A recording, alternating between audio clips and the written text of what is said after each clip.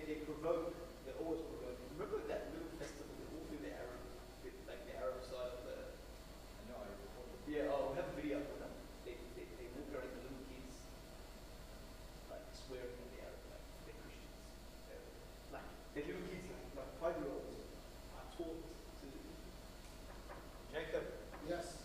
Tell us when you're ready. Okay.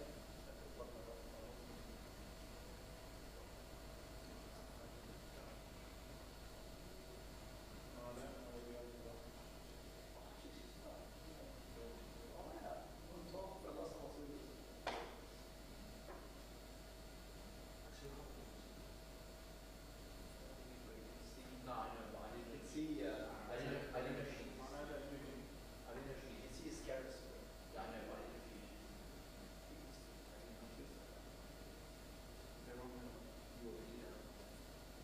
They're not on their way. They're still at the Agenda Northwest, did you want?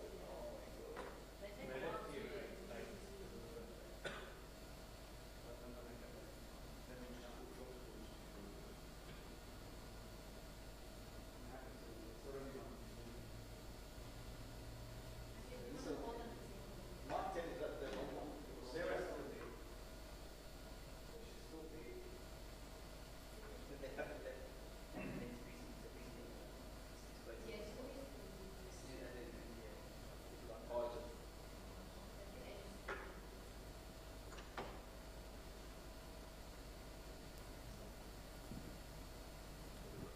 We're about to start. Who's outside? Is that the short? Before you see you.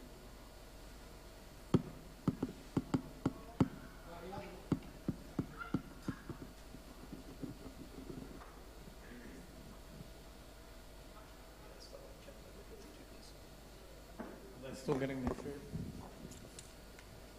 Sarah's still there. Officially with Nicole and no, they're still there. I've got Sarah. So if you haven't got Sarah, go.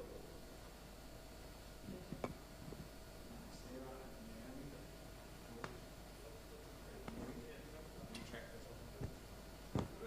Are you tracked as well? Yes, we are, yes.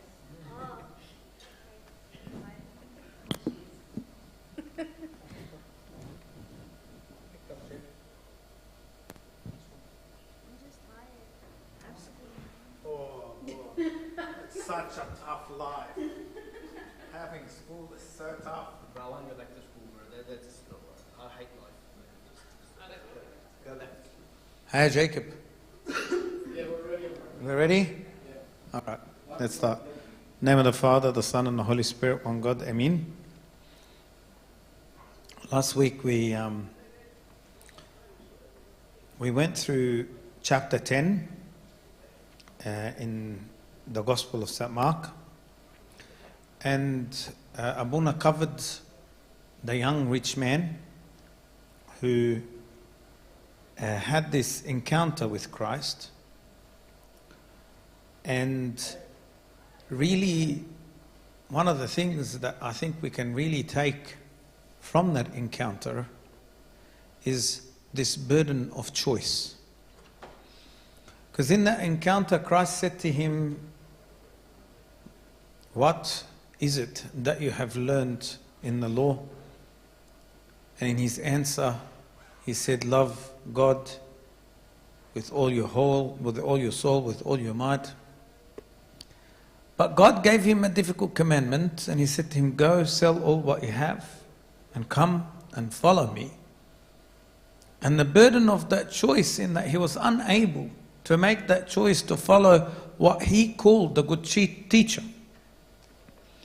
See, in leaving, the young man did not follow what he wanted to follow, which was the good teacher. On the contrary, in leaving, he actually questioned who the teacher was. And in that, one of the church fathers, St. Augustine, describes this young rich ruler as he's leaving, and he says, he went away sad bound up in his desires. He went away sad because he was chained by his desires, chained by the burden of choice that he was unable to make.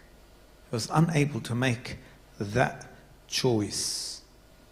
To the extent that St. Augustine continues, he says, he went away sad, carrying a great burden of possessiveness upon his shoulders. It was this burden of being possessed by the wealth of this world. The Lord said to him, go sell everything and come and follow me. But he was unable to. And this inability, this burden of that choice that he is unable to make, St. Augustine says to us, he was bound up in his desire, and therefore he went away sad, carrying a great burden of possessiveness upon his shoulders.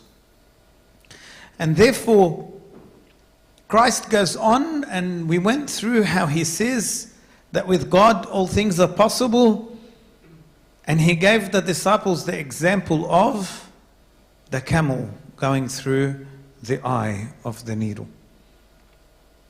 And then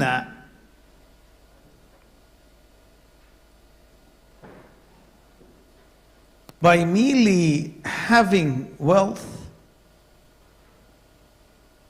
one tends to love this wealth inordinately. And therefore, you could easily see, or you could easily say, that the rich find faith exceptionally hard. That's what St. Augustine says to us.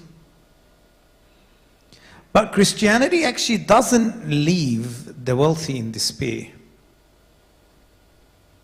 If one is able, in the midst of wealth, to turn from its powerful mystique and becomes able to exercise self-control, to exercise that choice that the young rich ruler was unable to exercise, to seek God and God alone, that person can be unbound. And that's exactly that parable of, or that example of the camel going through the eye of the needle. And I described to you how the eye of the needle was that small door that used to exist inside the town, the city's huge doors, gates. And how they used to close the gates at night. But the only way a late visitor or a late traveler can enter the city, it can only be entered through the eye of the needle, that small door. And that small door was designed to allow people to get in, but wasn't designed to allow animals, and to allow especially animals that were carrying a lot of possessions to get in. People, when they used to travel at the time, they used to put all their possessions on the camel's back. That was their truck. That was their removalist. And therefore, if they arrived at a city late, they had one or two options. Either to leave the camel outside the city doors with all their possessions and walk in alone. Or if they wanted to go in and save at least the camel, they'd have to take off all the possessions off the back of the camel. And the camel would have to get on its knees, would have to crawl through the eye of the needle. And therefore it was possible for the camel to enter. But for the camel to enter, he needed to rid himself from the bound of desires, the bound of possessions, the bounds of the riches of this world. One of the church fathers tells us that richness in virtue is greater than richness in worldly goods. That is something that we all, a lot of the time, miss. And that those who seek to live the life of faith are blessed with having the wealth of the whole world loving them. From that conversation, we found that Christ is going to start, and this is where we stopped last week, he's going to start speaking to his disciples about his death and his resurrection. And as he finishes talking to them, we're going to see James and John make quite the request of Christ. They're going to ask him to sit on his left and right in his kingdom. Let's read from verse 32, 10:32. In the name of the Father, the Son, and the Holy Spirit, one God. Amen. Now they were on the road going up to Jerusalem, and Jesus was going before them, and they were amazed. And as they followed, they were afraid. Then he took the 12 aside again and began to tell them the things that would happen to him. Behold, we are going up to Jerusalem, and the Son of Man will be betrayed to the chief priests and the scribes, and they will condemn him to death and deliver him to the Gentiles, and they will mock him and scourge him and spit on him and kill him. And the third day he will rise again. See, ideally, the disciples, having heard that Christ's death and the resurrection should not have come up as a surprise for the disciples, because Christ clearly explains to them what would happen.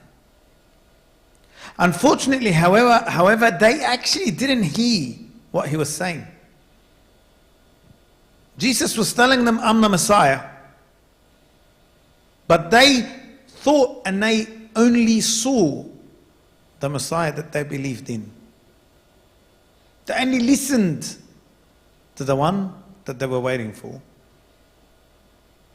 And that Messiah for them was a great leader of a great army that would come and liberate them from the Roman rule and would bring on an earthly kingdom. And therefore they could only see a conquering king. He's speaking to them of the resurrection,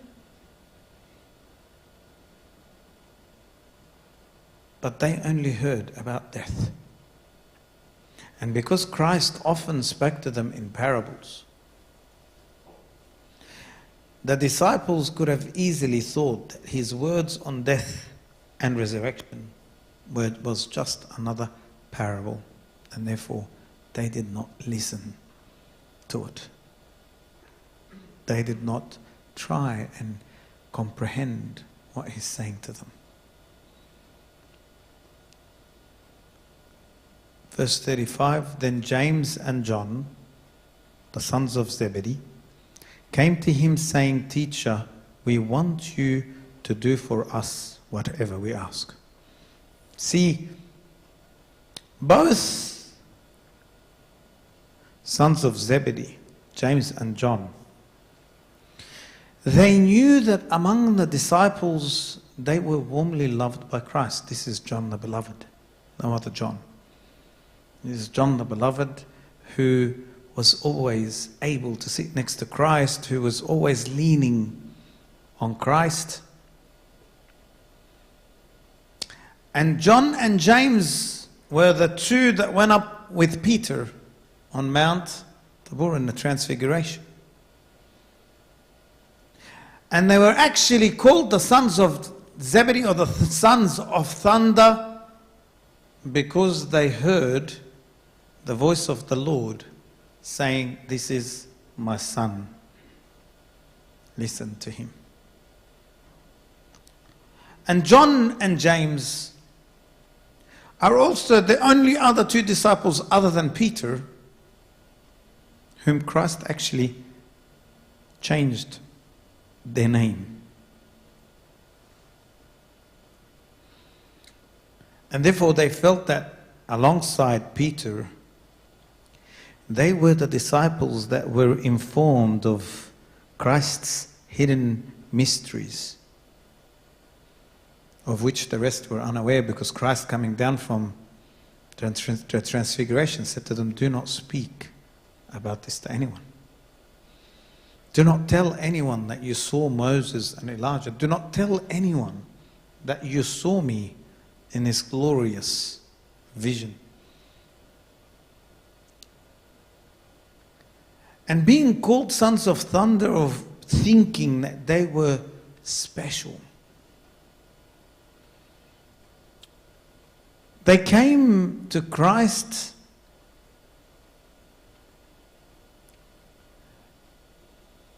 and asked him a question, saying to him, we want you to do for us whatever we ask.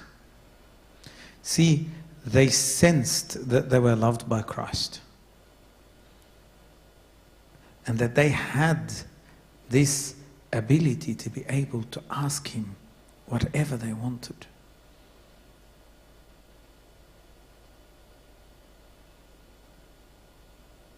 And therefore we find them coming to him and making this request. Verse 36, and he said to them, what do you want me to do for you? They said to him, grant us that we sit, one on your right hand and the other on your left, in your glory. See, when they're here asking Christ to sit in his kingdom,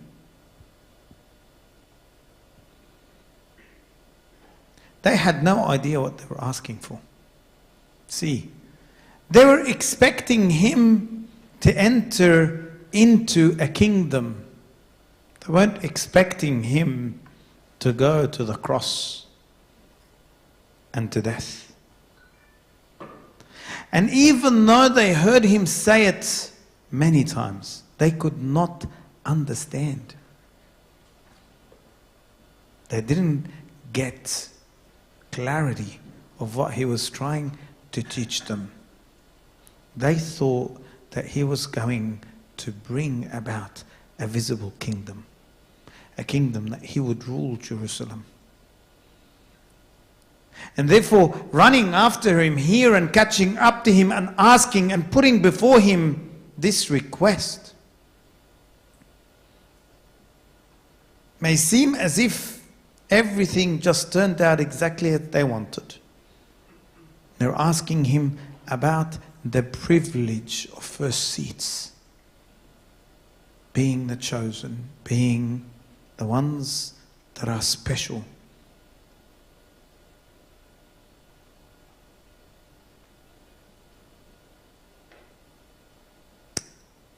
And therefore they thought it was time for crowns, it was time for rewards. They thought that everything was done, and that this kingdom is about to happen, and Christ is about to rule. St. Augustine has this beautiful contemplation. And he says, ponder how profound this is. They were conferring with him about glory. He intended to precede loftiness with humility, and only through humility to ready the way for loftiness itself.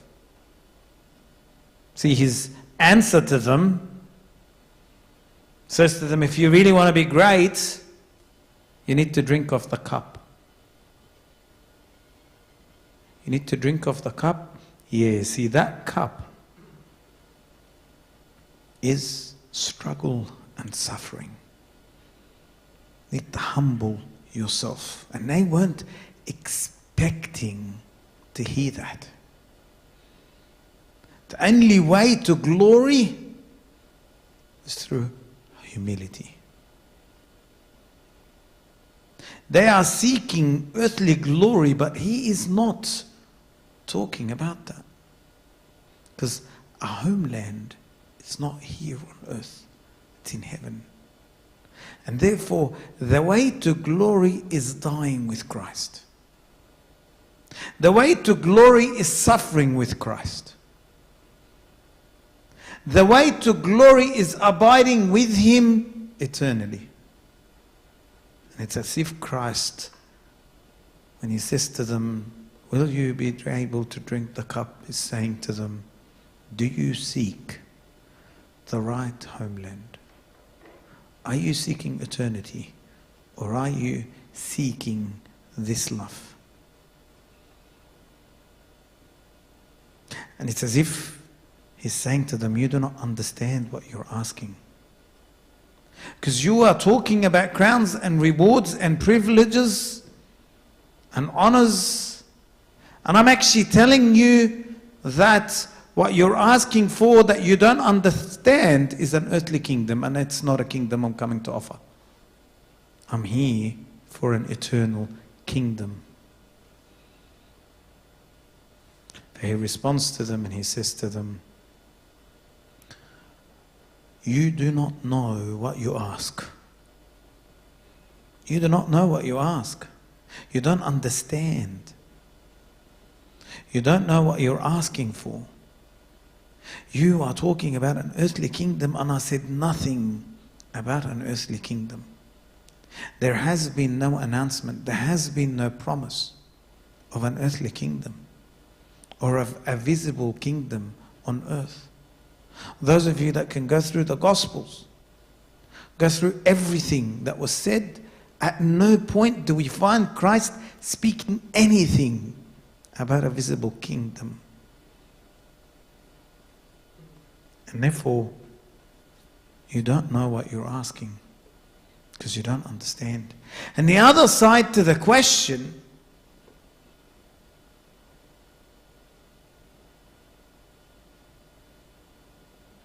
you do not know what you ask because you're actually asking for these things at the wrong time. The timing was wrong.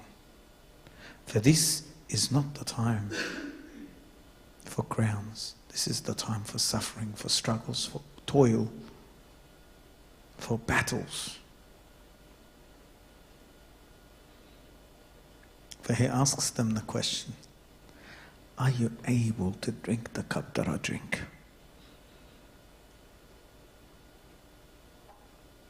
Are you able to make the sacrifice? Are you able to suffer? See, St. Augustine says to us, the meaning of the cup is the cup of humility and suffering. Are you able to drink from it? Are you able and be baptized with the baptism that I'm baptized with? He calls his death baptism. And it's as if Christ is actually foretelling us that his death is the baptism for humanity through which he purifies humanity. This great purification that the whole world would be purified with.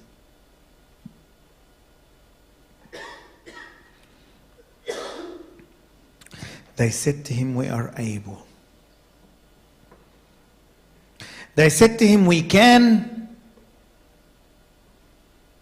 not knowing what they actually said, but looking to obtain these things that they were asking for.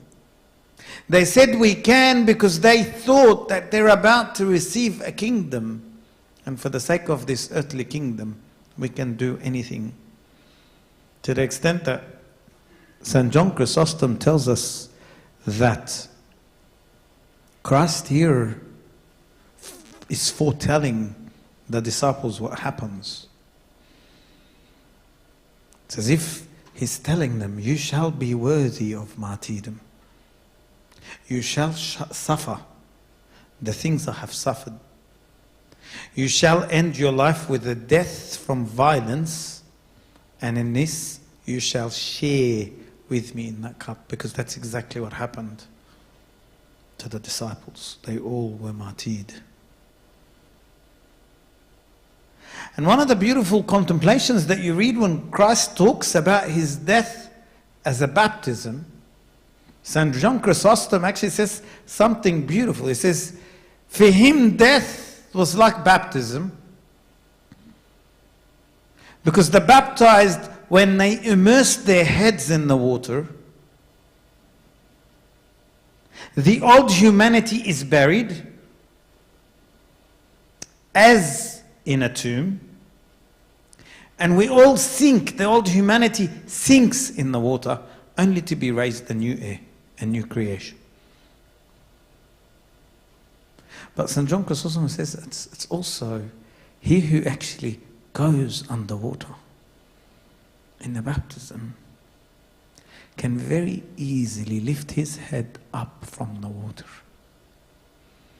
The same way that for Christ, going to death and coming out of death was a natural thing. It wasn't something that had any difficulty. For him it was just like going into water and coming out of water.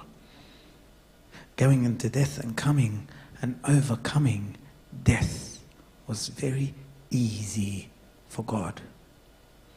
It's easy for God to bury the old humanity and to lift up and display the new creation.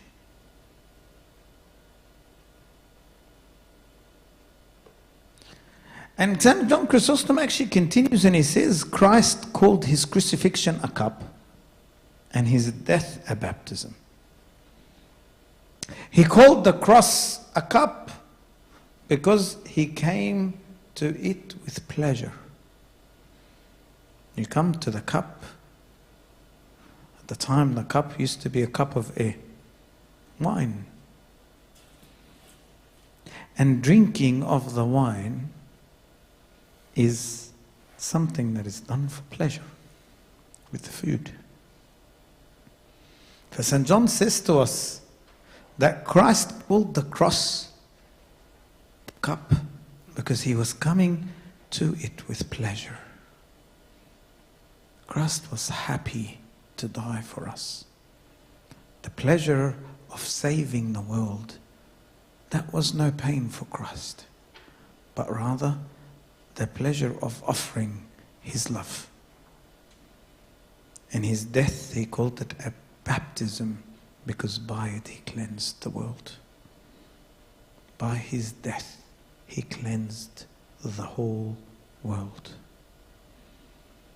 And like I said to you here, he says, for just as the one who is baptized in water easily rises up because the nature of the water possesses no hindrance, so too Christ rose with greater ease because he had gone down into death. And this is why he calls his death a baptism. Because the same way that the water cannot hinder he who is in the water from getting out, death could not hinder Christ from overcoming it. For Christ continues and says to them, you will indeed drink the cup that I drink, and with the baptism I'm baptized with, you will be baptized. He's foretelling them exactly what's going to happen to them. But to sit on my right hand and on my left is not mine to give, but it is for those to whom it is prepared. It is for those whom shall be able to exercise that ability to make that choice. Those who will choose Christ. Those that will suffer with him. Those that will rise with him.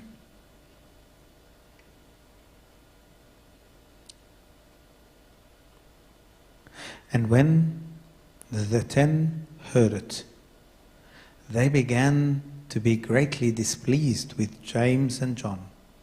But Jesus called them to himself and said to them, you know those who are considered rulers over the Gentiles lord it over them, and their great ones exercise authority over them. Yet it shall be, my fingers had to, yet it shall not be so among you, but whoever desires to become great among you shall be your servant, and whoever of you desires to be first shall be slave of all. For even the Son of Man did not come to be served, but to serve and to give his life a ransom for many. This is the cup of humility that Christ comes to call us for. Those that want to be first need to seek to be last. And in this, he presents himself again and he reinforces the fact that he has come to give his life as a ransom. Ransom, yes, we are captive and he is going to set us free. He's come to give us his life, he's come to set us free. He's come to cancel sin. He's come to give us power over sin.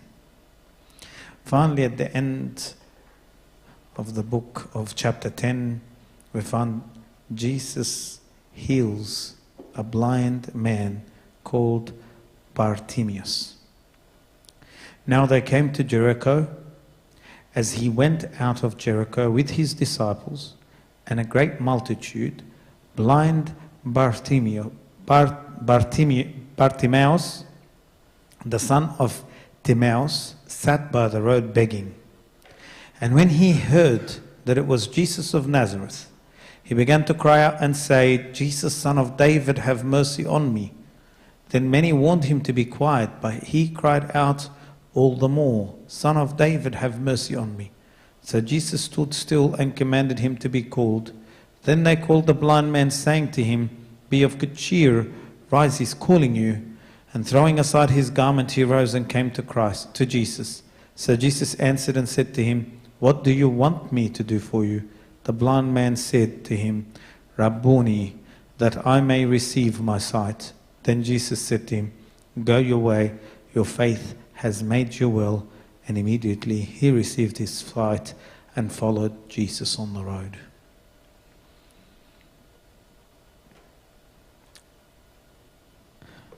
St. Augustine goes out of his way to contemplate on the fact that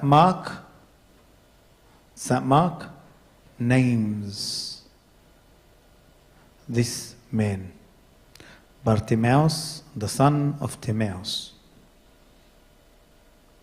And St. Augustine says it's actually strange that both his name and his father's name is recorded in the Gospel of St. Mark. Because unlike all the many cases of healing which had been performed by Christ, you don't find that the names of those who were healed mentioned. And therefore, he says, it means that this man, this Bartimaeus, the son of Timaeus, must have fallen from some great position of great responsibility. He was a famous man. The son of a famous man. Someone who fell from great prosperity, but now was regarded as the object of the most notorious and most remarkable wretchedness, which is he has become a beggar. St. Mark goes out of his way to tell us that he was begging.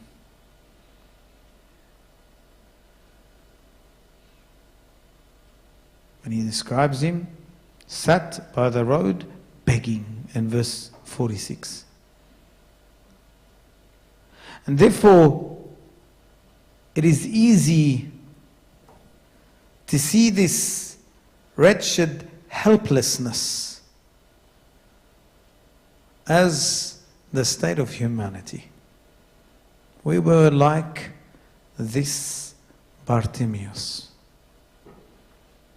We were the sons and daughters of Christ. We were actually in positions of great prosperity as humans, but we fell. And in such a fall, we become blind. To the extent that this is how St. Augustine puts it. He said, the wretched helplessness of fallen humanity is seen symbolically in the blindness of Bartimaeus. humanity had fallen from such an amazing position to become blind, unable to see Christ.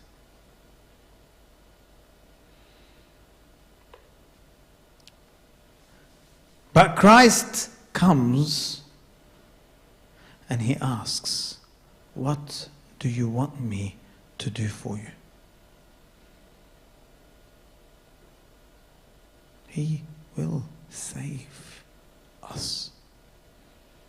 And in saving us, he will do for us everything that we need, everything that he has promised us of. But that all depends on our willingness. Our willingness to hear him, our willingness to recognize him, our willingness to call out to him and say to him, Jesus, Son of David, have mercy on us. This is why the church keeps on saying, Lord, have mercy. Lord, have mercy. It is that cry of faith that we seek from Christ to save us.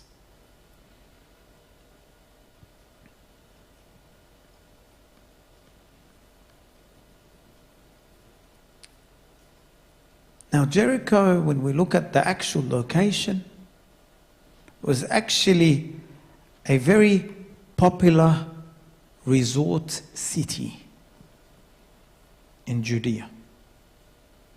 It was actually rebuilt by Herod the Great, and it wasn't far from the River Jordan. And Jesus, on his way to Jerusalem, had to naturally enter through Jericho. Beggars were actually a common sight in most towns at the time of Christ. And because at the time of Christ, anybody that had any kind of job, the job needed physical abilities. Therefore, anyone that was disabled or had a crippling disease had no choice but to beg.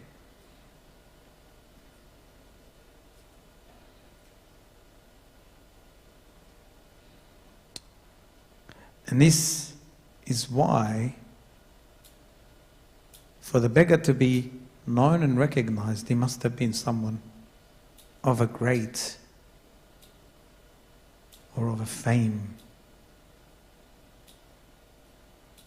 And to call Son of David, it was actually a popular way of calling the Messiah. This is why Christ says to him, your faith has made you well. Faith in that I am Christ, the Messiah. In coming to Christ, we need to have that boldness of faith.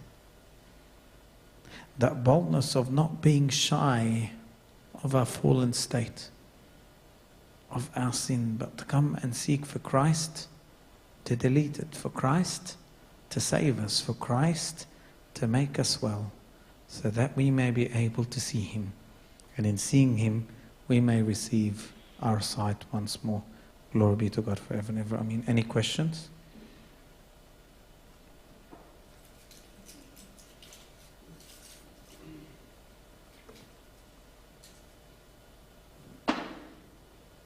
حلو خالص. تضحك ليه؟ He's going to share something. What are you going to share? قول يا باشا. طيب. Standing up is not a problem. Did you turn it off? All right, let's stand up to pray. هو already قفلها. You didn't? Okay. I thought you just turned it off. طب ما انت بتعرف تطفيه. طب let's stand up to pray.